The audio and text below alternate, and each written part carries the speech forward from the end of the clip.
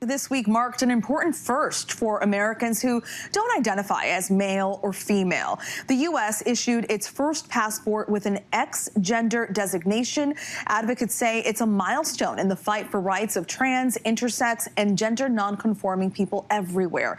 Joining us now, the recipient of that first passport, Dana Zzyym, an intersex advocate from Fort Collins, Colorado. Dana, thank you so much for joining us. Dana, you've been fighting the U.S. in court for this designation for the past 5 years. What was it like opening up that envelope? It was a great moment, a wonderful moment.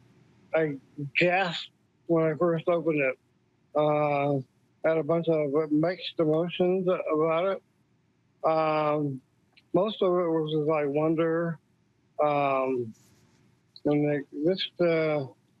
It was an awesome moment, thinking about what this represented. It was. And there we see the passport. Having it in my hand, thinking about how long it took to get that passport. 6 years in federal court, a couple of years in state court here in Colorado. It's just been a long journey, and the accumulation of that fight was in my hands, and it represented a lot of things for me. Not only it freed me up to get out of the country and do things, but it also represented the first step in having some rights as an intersex and non-binary person, as myself. And Dana, what do you think this victory means for the millions of Americans who are also intersex? I think it's a great victory because it allows them the freedom to truly identify as who they are.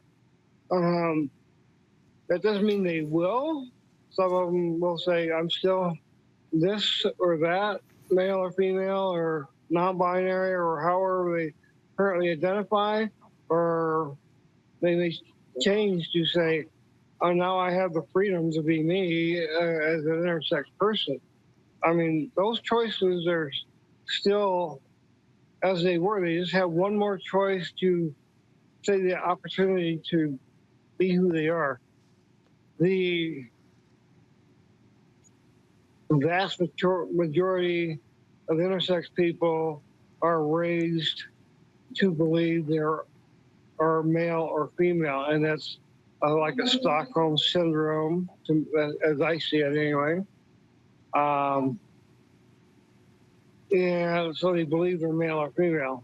It's hard to break that mode when you're raised from a baby through your first 18 years or so as one or the other in a binary system. I would imagine that is difficult. I would imagine that is difficult, Dana. But now that you have that passport, now that that change has been made, where are you going to next? Now that you have that freedom? Well, I don't have current plans.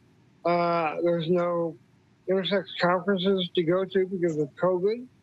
I would like to, if there is one. But my current plans are trying to get enough money maybe to go fishing down in Costa Rica or Mexico. Well, Dana, we wish you the absolute best of luck. Thank you so much for your time and all of those efforts, the efforts that you made over the last several years, truly paving the way for so many. Dana, thank you. Thank you very much. I appreciate being here, and I like watching ABC, and yeah, it's great. Thank you. We like to hear so much for letting me have you here. Thanks so much. Hi everyone, George Stephanopoulos here. Thanks for checking out the ABC News YouTube channel. If you'd like to get more videos, show highlights, and watch live event coverage, click on the right over here to subscribe to our channel, and don't forget to download the ABC News app for breaking news alerts. Thanks for watching.